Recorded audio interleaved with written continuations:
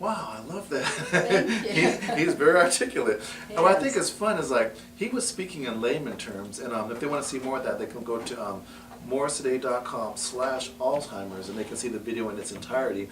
But that kind of gives a snippet about how to be aware of what's going on, what's happening in your life, how to make sure you get your power of attorney early, and also some of the other little curveballs that are entailed on things that you wouldn't even think about that are important. Like somebody said something to the effect, I forget how it was put in context, but if somebody's sitting up there and they have dementia, and you've convinced them to go in an elderly care facility because that's what's best, I mean, common sense, that's what's best, Right. but as a human being, they have the civil rights to be out in the public and to do this and to do that. And if you were to dot your I's and cross your T's, you'd want to report to the police that this person went over here and did this, that, and the other and drove the lights off. This person went out the other day in just their boxer shorts and started watering the cat. And this person the other day went out, so you want to make sure that you have all these things documented. So that way when it gets to the point, it's like, I see where you're going with this. Yes, maybe an elder care facility might be the best way of working this, as opposed to you saw them in the house, painting the door with butter, and you're like, you know what, you need to go someplace special, honey, but you got to have it documented, so you just don't take it on your own recognizance. You have to say, this is why we feel this should happen, and it's been documented by the law. Absolutely, and that's if you have to get a conservatorship for them. But Right. if you don't have to do that, you can use that diversion like we were talking about Yeah. earlier. Whenever they say, I want to go home, or I'm leaving this place, I'm finished here, you just say, okay, well, we have to do some paperwork, we'll get you out tomorrow. And by 5 minutes later, they don't remember, but they know that you handled the situation.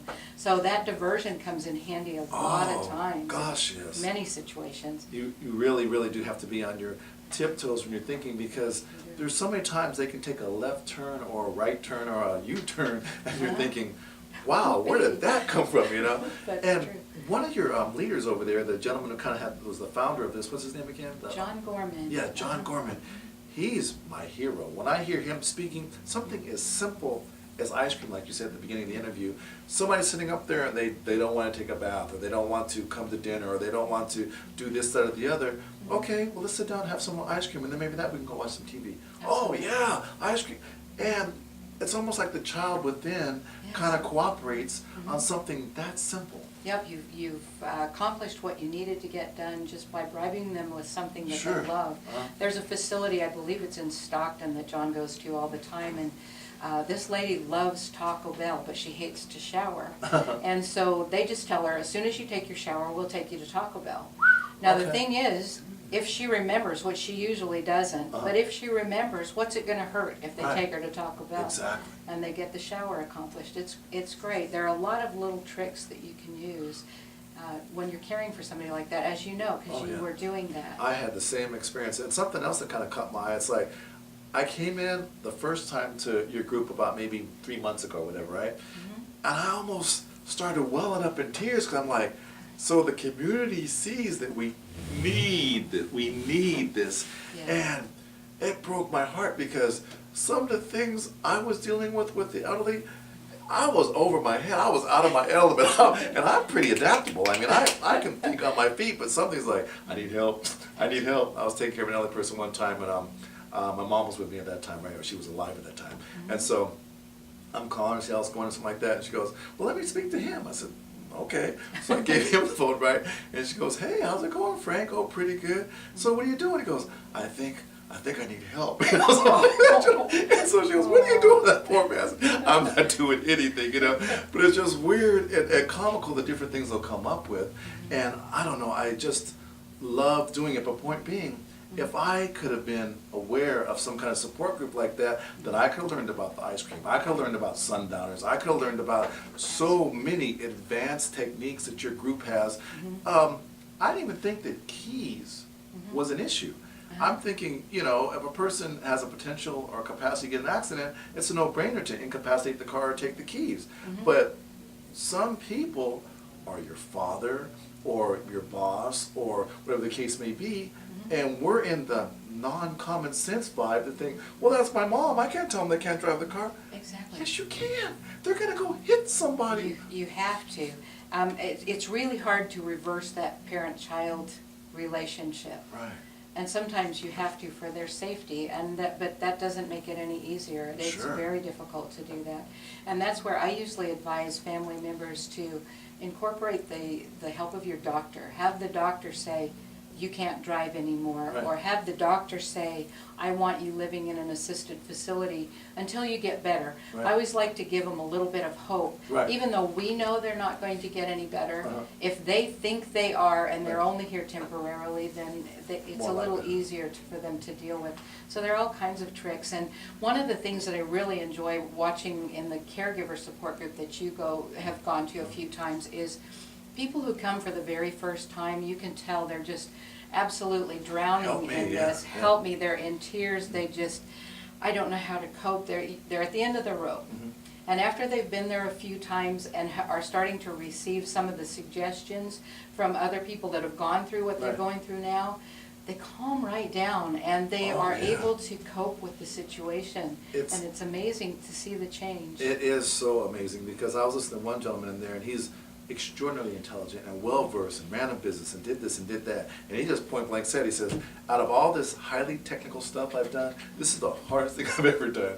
Uh-huh. But he also said something that made me almost start crying again. I love to cry. He was sitting up there, and he got to the point where he's saying, you know what? I'm finding a better level of life. And he said something to the effect, I'm talking out of context, but he said something to the effects of, some of us need to learn that, we're not dead yet, and we need to live until we die. I thought that was so poetic.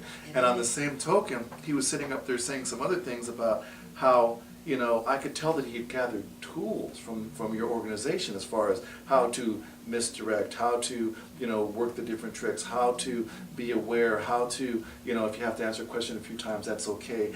And all these amazing things that, he, very intelligent, very educated person, but he needed your group to say, hey, how do I deal with this? Absolutely. And once he had those tools, he said, I'm getting a better quality of life. And I thought that just said it all. It does, and it works the same way, I think, for the people that actually have Alzheimer's, because we were talking about something similar about that today in our group, and I told him it's really easy to get caught up in the things that you can't do. Right. Like, I can't remember what we talked about 5 minutes ago, or I can't remember whether I've eaten or not, or Right. something simple like that. I said, what you need to concentrate on is the things you still can do. Thank you. Yes, and that their long-term memory is very sharp. And I've got several people in the group. One loves to tell stories, and so he's buying a tape recorder and a tape There we go. cassette so he can tell us stories, and that they'll last. And I've got another one that loves to garden. These are things that they still are able to do. Thank you. And so we accentuate those. Okay, A+. Let's do this. Let's go to public service announcement. Thank you. Let me get the number again so I can announce it before we go to public service announcement. What's the number for you, so if anyone wants to help or get involved with Alzheimer's? Is it phone It's number? 238 238 0538. 0538. 238 0538. 238 0538. Right. So let's go with that, and then I think the public service announcement is queued up.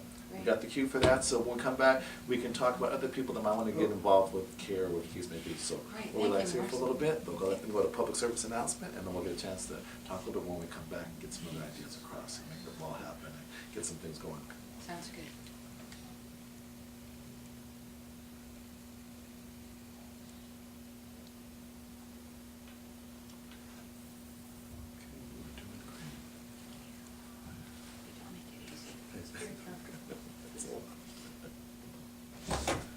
You want the whole thing? Yes, please, and then we'll come back and we'll have like maybe 3 minutes and we'll do our closing comments and then. Yeah, she's a good guess. Oh, gosh, yes.